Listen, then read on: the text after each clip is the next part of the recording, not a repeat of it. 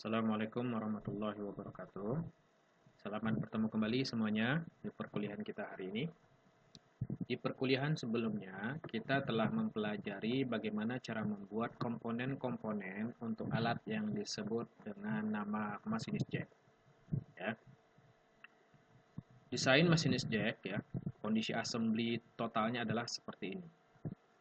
Di pertemuan sebelumnya, kita telah belajar bagaimana membuat komponen-komponen pendukung untuk masinis jack ini. Ya. Kita telah membuat komponen base, terus juga membuat komponen swivel dan bolt, kemudian juga membuat komponen standar nut, lock nut, dan screw. Ya. Jadi setelah semua komponen pendukung dari masinis jack ini telah selesai kita buat, maka pelajaran kita hari ini adalah bagaimana cara membuat proses assembly untuk merakit semua komponen tersebut menjadi suatu alat yang disebut masinis jack. Ya. Alat yang disebut masinis jack tersebut, kondisi dalam keadaan terakit adalah seperti ini ya, seperti di gambar ini. Ini adalah kondisi keseluruhan komponen yang sudah terassembly atau terpasang secara keseluruhan sehingga membentuk alat yang disebut dengan masinis jack. Tampilannya adalah seperti ini.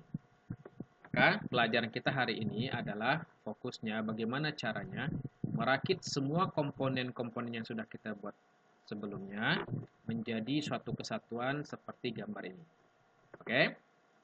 Seperti biasa kita aktifkan inventornya. Kemudian sebelum kita mulai ya, kita harus juga men-setting file projectnya ke file project di mana file-file masinis jack yang kita buat sebelumnya, file-file komponen masinis jack kita buat sebelumnya ini tersimpan. Kita klik di toolbar project, kemudian kita cek ya, karena sebelumnya kita sudah membuka sudah mengaktifkan file project untuk masinis jack, maka kita tinggal mengaktifkannya. Kalau misalnya dia belum aktif, ya kita tinggal aktifkan ya file projectnya di sini masinis jack supaya dalam keadaan kecentang. Kemudian kita klik done. Oke, kalau udah kita klik open. Pada saat kita mengklik open, maka di window open ini akan mengarahkan langsung ke lokasi file-file masinis jack berada. Oke, kemarin di dalam folder komponen kita telah membuat ada 6 komponen pendukung ya untuk membuat suatu alat yang disebut masinis jack. Karena pelajaran kita hari ini fokusnya adalah membuat assembly masinis jack, maka kita aktifkan template ya. Kita bisa cancel kemudian mengklik new, atau dari sini juga bisa langsung ya di window open ini kita tinggal klik di sini ada toolbar start a new file. Kemudian kita tinggal mengaktifkan template assembly ya. Untuk template assembly ini kita pilih standard.iam ya, template standard.iam, kemudian klik create, atau bisa juga langsung klik 2 kali di templatenya. Kita tunggu beberapa saat sampai templatenya aktif ya, template assembly ini aktif.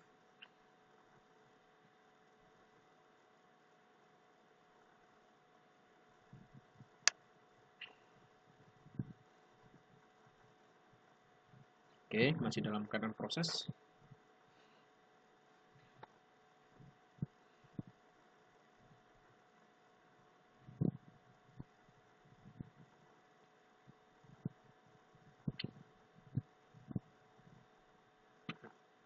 Oke ya, ini seperti ini. Nah, kondisi awal ini ya, pada saat dia muncul, ya, sebelum kita lanjut ke pelajaran berikutnya, kita atur dulu view-nya, ya. Kita klik di bagian home view di sini. Pastikan bahwa kondisi koordinatnya seperti ini ya, di mana sumbu Z ke atas, sumbu Y ke sana, dan sumbu X-nya ke sini. Kalau misalnya kondisinya belum seperti ini ya, misalnya kan kondisinya misalnya seperti ini ya, ternyata seperti ini, Z-nya ke sini, X-nya ke sini, Y-nya ke sini. Nah, ini nggak usah bingung ya, kita betulkan dulu view-nya. Ya, klik, klik, kemudian klik, sampai seperti ini, baru kemudian kita kunci. Ya. Klik kanan, kemudian arahkan ke set current view as home, lalu kita klik kiri di fit to view. Ini untuk mengunci view supaya tampilan isometriknya seperti ini. Ya, kemudian kita cek apakah sudah benar, ya. Oke. Kemudian kalau misalnya kita pengen membalikannya lagi, coba klik di home view. Lihat.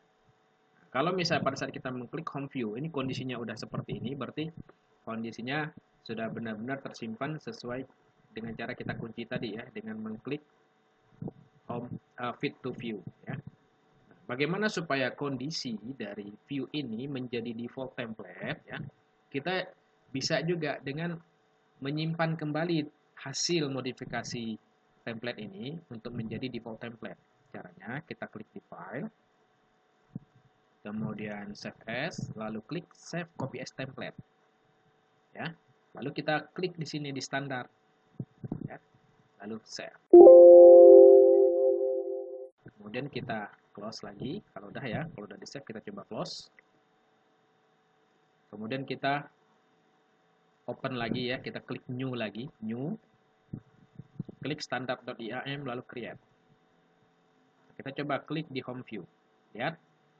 Dia sudah seperti ini. Oke ya.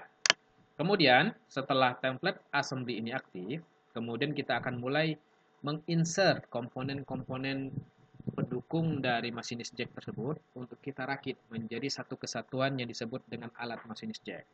Ya, kita lihat di gambar. Ya. Komponen pertama yang akan kita masukkan adalah komponen ini, base, yang nomor 1 ya, base. Ya.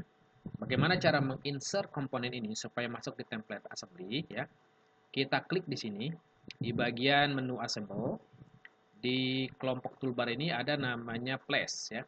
Kalau kita klik tanda segitiga di bawahnya kan di sini ada pilihan place, kemudian place from content center, kemudian place imported CAD files, place iLogic component, kemudian electrical catalog browser ya.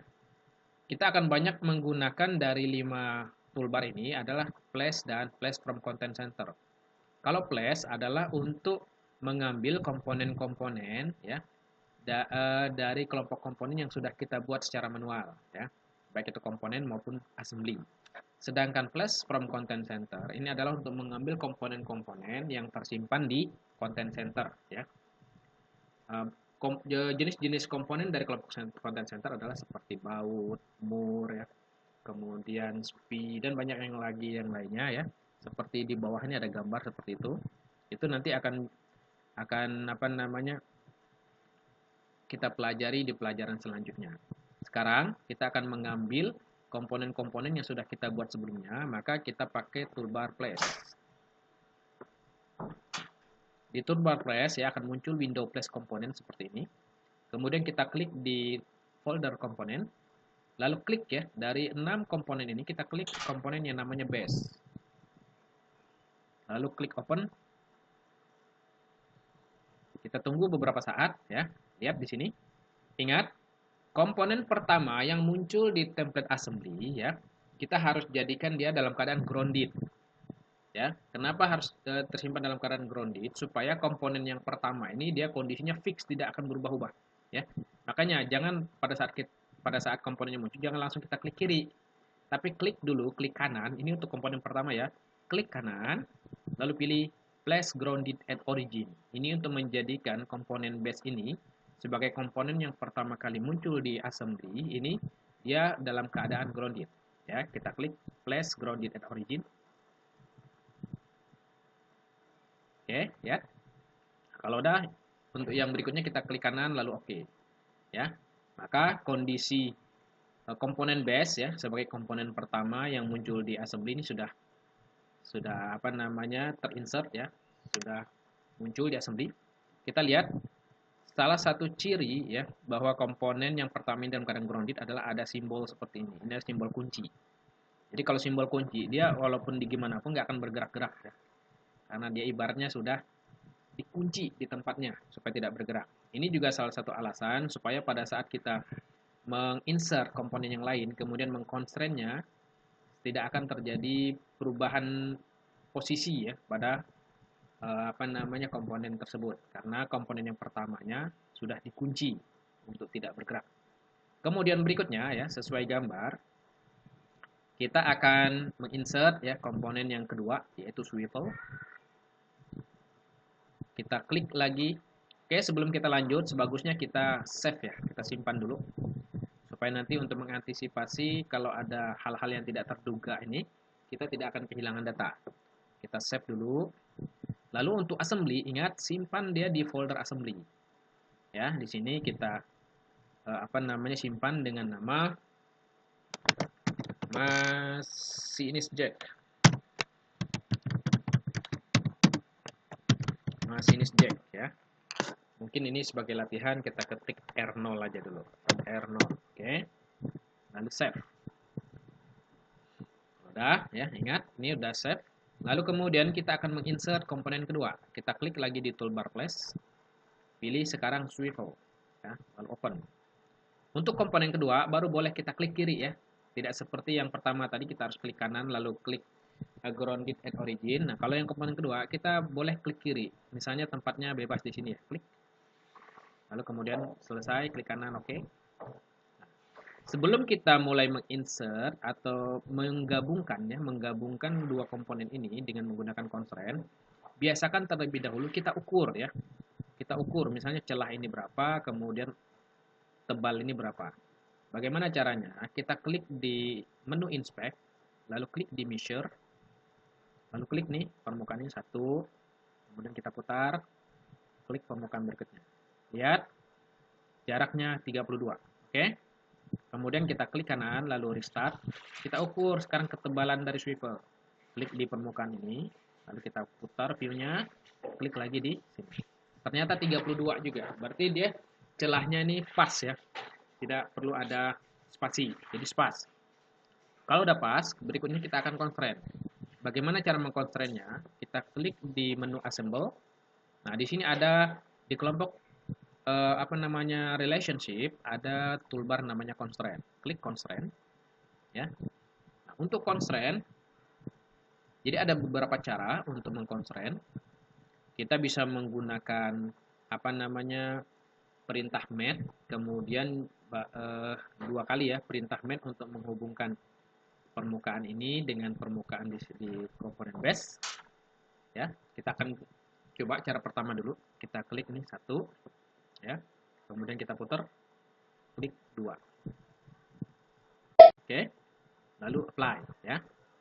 Nah, pada saat kita mengconstraint ini, dia permukaannya memang sudah bertemu, tapi dia masih bisa bergerak ya. Untuk mengeceknya apakah dia masih bisa bergerak banyak atau enggak, bisa kita klik di sini di area productivity, klik tanda segitiga ini, lalu kita klik degree of freedom analysis. Lihat di sini untuk base ya. Untuk translasi udah 0. Untuk rotation 0 karena ini nggak bisa bergerak ya. Tapi di swivel untuk translasi dia masih bisa bergerak 2, rotasinya 1. Ya, artinya dia masih bisa bergerak ke sini. Kalau kita cancel dulu, dia masih bisa bergerak ke sini, masih bisa bergerak ke atas. Kalau translasi dia kalau untuk rotasi dia masih bisa berputar ke sini ya. Oke, sekarang kita kunci ya. Kita klik constraint, kemudian kita klik ini ya, dengan menggunakan perintah met lagi, nih, met, lalu ini juga met, kita klik di sini, sumbu dari lubang, klik, lalu kita klik juga lagi sumbu dari lubang ini, ya, oke, apply, cancel, lalu cek lagi degree of freedom analysis, lihat, di degree of freedom analysis, bahwa untuk proses translasi, dua komponen sudah tidak bisa bergerak, sedangkan untuk proses rotasi ini masih bisa bergerak. Gimana membuktikannya? Kita klik di sini di komponen swivel, klik kiri sambil tahan, coba. Dia masih bisa bergerak seperti ini. Artinya dia masih bisa berputar. Gimana supaya dia nggak berputar? Kita tinggal kunci dia. Klik di constraint, lalu kemudian klik di angle, yaitu perintah type-nya angle, lalu pilih di sini di directed angle, kita klik permukaan ini, lalu permukaan ini, maka dia akan membentuk sudut 0 derajat ya. Kalau misalnya kita tidak mau dia lurus begini, kita pengen dia ada kemiringan, bisa kita ganti di sini misalnya 30 derajat. Lihat, dia akan berputar seperti ini ya, membentuk 30 derajat. Kalau 45 seperti ini Gimana kalau arah sebaliknya? Kalau arah sebaliknya coba kita klik. Bisa nggak kalau misalnya diubah menjadi minus? Bisa ya? Minus ya. Jadi plus minus itu untuk mengatur perubahan arah. Sekarang kita balik lagi ke 0 derajat. Oke, apply. Ya. Jadi ini dia sudah terpasang untuk komponen swivel. Kalau udah, kemudian kita klik save dulu ya. Biasakan setiap perubahan save untuk mengantisipasi kalau kita lupa menyimpan data, kemudian terjadi error sehingga kita akan kehilangan data. Makanya biasakan setiap perubahan langsung save. Berikutnya kita akan menginsert komponen yang ketiga ya. Komponen yang ketiga ini adalah ball ya. Lihat di sini komponen ketiga ball. Ya. Masuk lagi, aktifkan inventornya, kemudian klik lagi place. Nah, sekarang klik ball ya. Lalu open. Kemudian tempatkan dia ya, misalnya di sini klik. Nah, kalau udah kemudian klik kanan lalu klik OK. Ya udah. Kemudian yang berikutnya kita constraint lagi, klik constraint ya. Jadi ini kita klik di sini, lihat permukaan silindernya supaya kelihatan ada sumbunya, klik. Lalu kemudian klik di sini supaya juga ada sumbu di bagian, atau kalau misalnya apa namanya supaya kita lebih paham di lubangnya aja ya, klik. Nanti akan seperti ini ya. Kemudian kita klik apply. Lalu berikutnya masih dengan kondisi matte, kita klik permukaan ini. Lalu dia akan bertemu dengan permukaan dari ball ya. Lihat nanti akan seperti ini ya. Kemudian udah apply. Kemudian kita cek lagi ya kondisi dari degree of freedom-nya. Klik. Lihat di degree of freedom untuk translasi ini udah 0, artinya dia tidak akan bisa bergeser lagi, berpindah-pindah tempat. Tapi untuk rotasi masih bisa 1. Artinya gimana?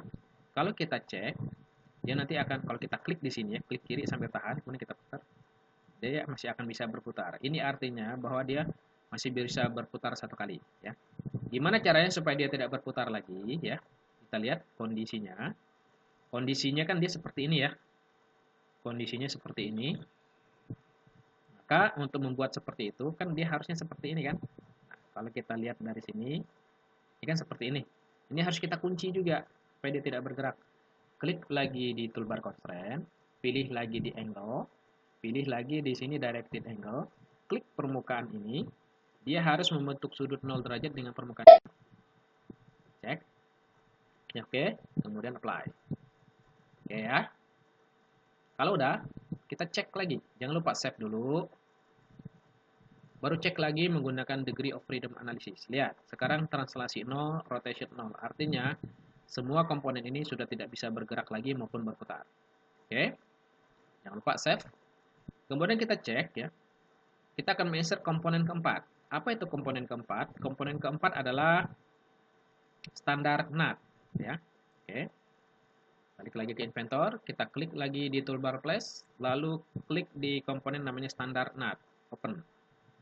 Oke, ya. Klik kanan, oke. Nah, di pelajaran sebelumnya kita menggunakan jenis constraint tipenya matte. Sekarang kita akan belajar bagaimana membuat constraint untuk tipe yang lain. Klik constraint. Sekarang kita akan coba buat, ini kan bentuknya kan berbentuk lingkaran ya. Lubang itu berbentuk lingkaran, ini juga berbentuk lingkaran. Sekarang kita akan coba untuk mengconstraint antara standar NUT dan bolt ini yang menggunakan jenis constraint yang namanya insert. Klik. Nah, untuk insert kita tinggal klik ya. Dari garis dari lingkarannya, klik sambil melihat tanda panahnya ya. Klik satu. Di sini kan ada pilihan oppose dan align. Kalau oppose itu kan bertemu berhadap-hadapan. Kalau align itu kan dia bertemu tapi sejajar permukaan ya. Kita klik di standar NUT ya di garis lingkaran seperti ini. Kemudian kita putar view-nya. Kemudian klik sekarang di bagian ini ya, lingkaran dari lubang yang ada di base ya. Klik sini sampai kita lihat tanda panahnya. Karena kita pilih oppose, dia nanti akan bertemu berhadapan seperti ini ya. Oke. Dan nanti dia akan bertemu seperti ini ya. Jadi ini juga cara yang lain untuk mengikat ya kondisi komponen antar dua komponen ya. Dan caranya lebih cepat menggunakan insert. Kalau insert ini cukup satu kali proses, tapi kalau kita menggunakan perintah mat tadi 2 kali proses ya. Kita menggunakan mat untuk membuat dia sejajar sumbu dan membuat dia ini menempel ya antar permukaan. Oke, kalau udah kita apply, lalu cancel keluar. Kita cek lagi degree of freedom analysis. Lihat, hampir semuanya sudah 0 ya, artinya tidak bisa bergerak kecuali dia 1 masih bisa berputar ya. Kita cek di sini, ya, kita klik kiri sambil tahan lalu putar, ya, dia masih bisa berputar. Oke, ini juga perlu kita ikat. Maka kita pakai constraint ya, kita klik lagi di constraint, lalu kita pakai lagi di constraint angle. Ini pilih lagi aktif direct angle, lalu klik permukaan ini. Dia harus ya membentuk sudut 0 derajat seperti ini.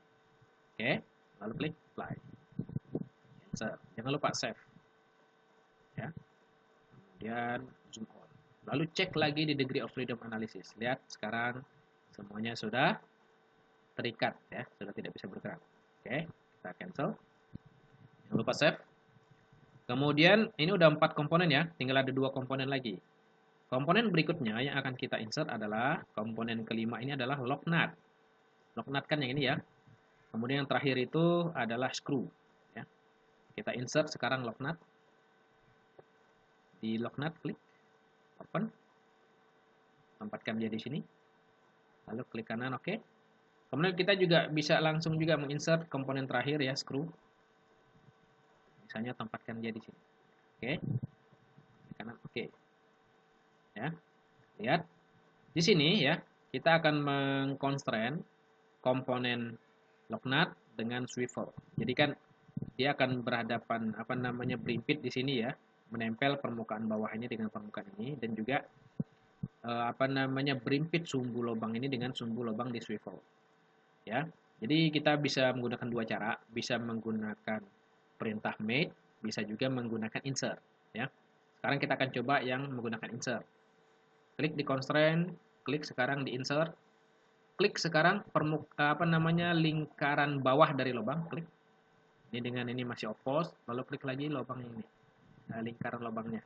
Klik. Maka dia akan seperti ini. Apply. Cek, dia masih bisa berputar ya kalau kita klik di degree of freedom nih. Ya, di lock nut ini masih bisa berputar 1 kali. Supaya tidak bisa berputar, ini juga harus kita kunci ya. Untuk menguncinya kita bisa memanfaatkan origin plane. Jadi kita expand di lock nut, expand di origin, lalu di swivel juga kita expand. Expand di sini, lalu expand juga di origin. Nah, kita cek plan-plan yang akan kita pakai untuk mengunci ya, menggunakan constraint. Ya, lihat YZ plan dan di ini juga YZ plan. Oke. Jadi kalau dia berimpit ini bisa kita gunakan perintah plus. Kita klik constraint. Ini di tipenya mat, pilih sekarang plus. Plus ini kan dia akan membuat sejajar permukaan ya. Tidak membuat bertemu tapi sejajar permukaan. Kita klik di plus. Lalu klik sekarang di plane YZ untuk swivel dan klik juga di plane YZ untuk lock nut. Klik. Oke. Lalu apply. Cancel. Kita save dulu. Lalu sekarang cek di degree of freedom analysis. Lihat. Sekarang untuk 5 komponen sudah terikat, tidak bisa bergerak. Tinggal screw ya, karena screw ini memang dia belum kita kunci, maka dia masih bisa bergerak. Translation-nya 3 untuk 3 arah sumbu dan rotation-nya 3 juga. Oke ya. Oke, kalau udah kita cancel. Ya. Berikutnya, kita cek di gambar. Untuk screw, lihat di sini. Untuk screw, lihat panjang ulirnya adalah 32 ya. Ingat 32. Oke. Kita klik lagi masuk ke inventor. Jadi area ulirnya ini ya. Dari sini sampai ke batas ulir di sini itu kan 32 mili.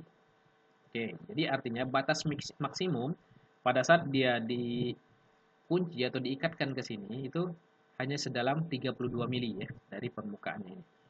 Nah, seperti itu kita akan buat ya constraint-nya sampai kita lihat kalau misalnya panjang ulirnya 32 sedangkan panjang totalnya 56.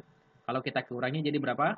6 dikurang 2 kan 4, kemudian 5 dikurang 3 kan 2. Berarti jarak dari batas ulir sampai ke atas ini adalah 24 mili. Oke. Kemudian kalau gitu kita klik. Sekarang kita akan constrain ya. Skru ini harus terikat ya ke sini, harus masuk ke lubang dari lock nut dan swivel. Kita klik constraint, lalu kita klik di sini ya. Kita pilih di sininya matte juga ya, tipenya matte, lalu pilih matte, lalu klik sumbunya, permukaan itu supaya sumbunya muncul, klik. Lalu klik lubang di lock nut. Nanti dia akan seperti ini ya. Nah, kita cek kalau misalnya ini kan kondisi aktif ini, undirected. Kalau kita coba klik di oppose, nanti kan akan berbalik. Kalau kita klik di sini di align, nanti akan berbalik juga ya. Jadi ini untuk ngecek arahnya bisa kita cek di sini. Ya, oke, kita pilih sekarang di align, lalu klik apply. Kemudian ini kan dia belum batas total dari ulirnya ya. Maka supaya dia batas total dari ulirnya, kan tadi kita ukur ya selisih antara panjang total dengan panjang ulir kan 24 mili. Maka kita akan klik constraint-nya menggunakan perintah type, lalu di sini flash, lalu klik permukaan dari lock nut, lalu klik permukaan atas dari screw. Lihat di sini masukkan ya selisihnya tadi 24. Ya, lihat seperti ini, lalu klik apply. Oke, cancel, jangan lupa save. Kemudian kita cek degree of freedom analysis, lihat di screw tinggal dia berputar 1 kali. Ya, kalau kita cek kan dia, kita klik kiri, tahan di screw. Kita geser-geser, dia masih bisa berputar seperti ini kan. Nah, kita akan kunci. Kita cek di gambarnya, posisi lubangnya ke arah mana. Lihat, posisi lubangnya ternyata searah dengan arah bolt ya. Jadi kita akan kunci dia. Di sini constraint, sekarang pilih angle. Pilih di sini directed angle, klik lubangnya ya. Lihat lubangnya, lalu lihat arah panahnya. Ya, klik arah panahnya ke sini kan. Kemudian di sini permukaan dari bolt, klik, lihat arah panahnya. Maka dia akan ya arah panah yang sama dengan sudut 0 derajat. Klik apply. Cancel, jangan lupa save. Lalu klik lagi degree of freedom analysis. Lihat, sekarang semuanya sudah terikat. Oke ya. Cancel, lalu kita zoom all. Lalu kita klik save lagi ya. Kita save, jangan lupa di sininya kan masinis jack R0 ya.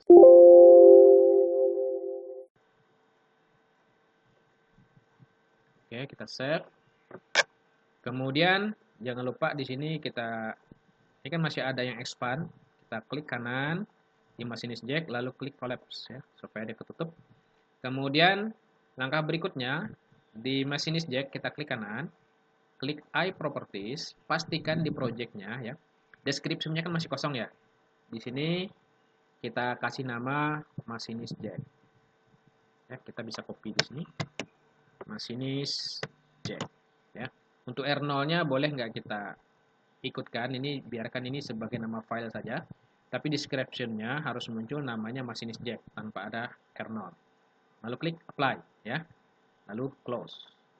Lalu save lagi. Ya. Oke. Kita cek lagi sebelum kita close, lihat di sini.